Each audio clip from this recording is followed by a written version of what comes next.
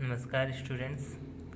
आज मैं आपके लिए लेके आया हूँ बीएससी फर्स्ट ईयर के लिए जो इम्पोर्टेंट क्वेश्चन है हमारे, वो सब मैथमेटिक्स के लिए लेके आया हूँ। इसके लिए हम सबसे पहले यूनिट 1 पे जाते हैं।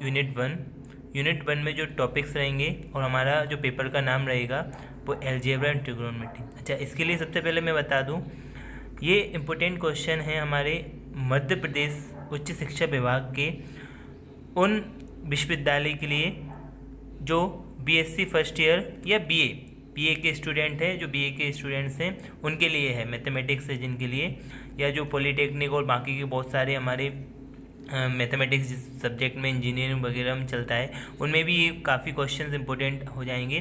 तो इसके लिए हम सबसे पहले बता दें, हम बीएससी फर्स्ट ईयर के लिए लेके आए, फर्स्ट ईयर है, फर्स्ट सेमेस्टर के लिए मैथमेटिक्स के जो इंपॉर्टेंट क्वेश्चन हैं जो मध्य प्रदेश उच्च शिक्षा विभाग से संबंधित है, जितने भी विश्वविद्यालय हैं उनके विद्यार्थियों के लिए लेके आए हैं। चलिए, सबसे पहला टॉपिक जो हमारा पेपर का नाम है वो है अलजेब्रा एंड ट्रिग्नोमेट्री, बीजगणित एवं त्रिकोणमिति।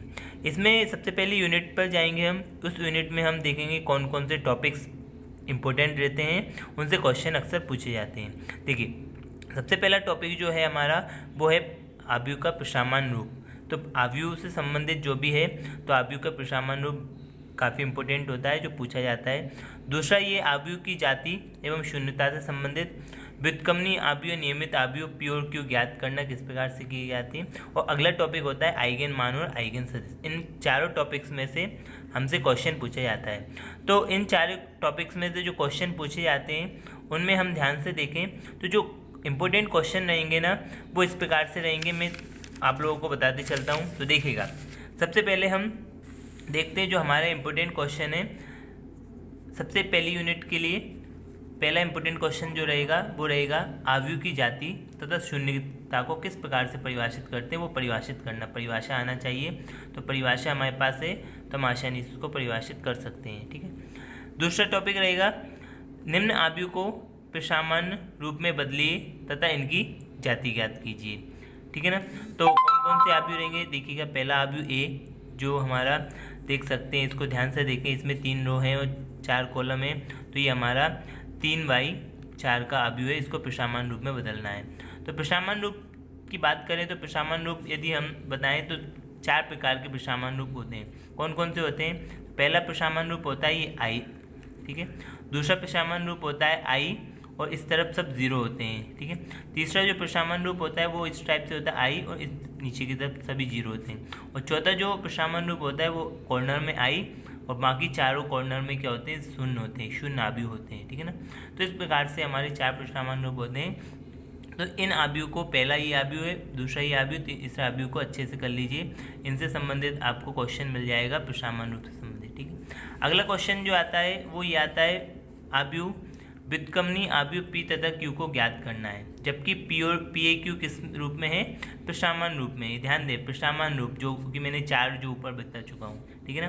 पहला टॉपिक ये है, पहला क्वेश्चन ये रहेगा, क्वेश्चन ए इक्वल टू ये है आव्यूह है, इसको हमें प्रसामान्य रूप में बदलना है और जो पी ए क्यू रहेगा उसको इस प्रकार से बना। इसमें क्या किया जाता है, इसमें जो हमारा ए को इस प्रकार से लिया जाता है, आई ए आई। अच्छा, ये 2 आई लिए गए हैं, 2 आई का जो ऑर्डर होता है, कोटि होती है, वो डिफरेंट होती है। कैसी होती है, किस प्रकार से कोटि निकाली जाती है? इस आव्यूह की मदद से निकाली जाएगी। जैसे इस आव्यूह को देखें, ये 3/4 का आव्यूह है हमारा, ठीक है। तो इसकी 3 पंक्तियां हैं, तो ये 3/3 का आई लिया जाएगा और ये 4/4 का। तो इसको प्रसामान्य रूप में बदलते जाते हैं हम, और ये जो इधर भी जो पंक्ति वाले ऑपरेशन लगाए जाते हैं वो इसमें भी लगाए जाएंगे, जो कॉलम वाले ऑपरेशन लगाए जाएंगे वो इसमें लगाएंगे और बदलते चलेंगे, ये जाएगा। अच्छा, यदि क्वेश्चन नोट करने में कोई दिक्कत हो रही हो तो वीडियो को पॉज कर लें, आसानी से क्वेश्चन नोट कर सकते हैं, ठीक है। अगला टॉपिक आते हैं। अगला टॉपिक देखिएगा, हमारा टॉपिक ये है निम्नलिखित आव्यूह के आइगन मान और आइगन सदिश ज्ञात। ये इंपॉर्टेंट टॉपिक है और इंपॉर्टेंट क्वेश्चन है, ध्यान दें।